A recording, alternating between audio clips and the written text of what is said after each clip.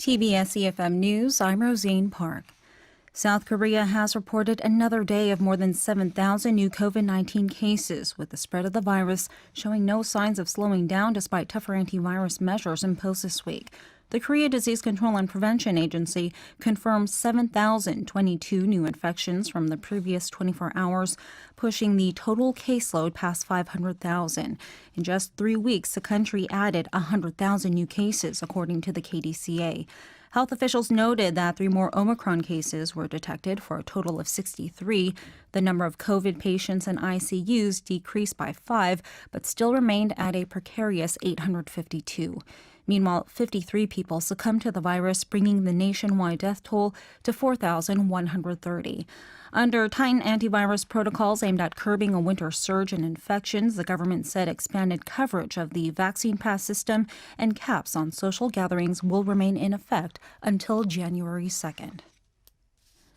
Meanwhile, the government has decided to shorten the interval between regular COVID vaccine shots and boosters for adults from 5 months to 3 months. The change announced by Prime Minister Kim Boo-kyum is likely aimed at slowing the spread of the coronavirus and its more transmissible variants amid waning vaccine effectiveness among people who were inoculated earlier in the year. Until now, the interval for 18 to 59-year-olds was 5 months, and for people aged 60 and up, 4 months. Kim said eligible teenagers should get their shots as well to protect themselves and others. The government said vaccine clinics will be run at schools starting from next week. The Prime Minister noted that the healthcare system is under intense stress, with resources being exhausted and hospitals running out of beds for critically ill patients. He asked people to cooperate with virus prevention efforts, but hinted that tougher steps may be needed to bring the situation under control. U.S. health authorities said people as young as 16 in the country should get a booster dose of Pfizer's COVID-19 vaccine once they are 6 months past their last shot. The Food and Drug Administration gave emergency authorization for 16 and 17-year-olds to get a third dose of the vaccine, saying rising cases of infection in the country mean the benefits of boosters greatly outweigh the potential risk from myocarditis, a rare side effect, especially as a coronavirus itself can cause more serious heart inflammation.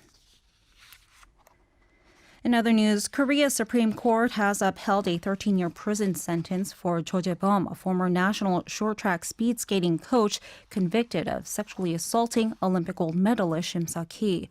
Cho was indicted in 2019 on charges of sexually assaulting Shim on more than 25 occasions from 2014 to 2017, even 2 months before the Pyeongchang Winter Olympics. The court also maintained his 200 hours of sexual offender treatment and ban from working with children, youth, and disabled people for 7 years. And Nicaragua has switched diplomatic allegiance from Taiwan to China in a coup for Beijing as it seeks to isolate the democratic island it has vowed to one day seize. The announcement now leaves Taiwan with just 14 diplomatic allies. Taiwan expressed heartfelt pain and regret over the decision, but said it would continue to build alliances elsewhere.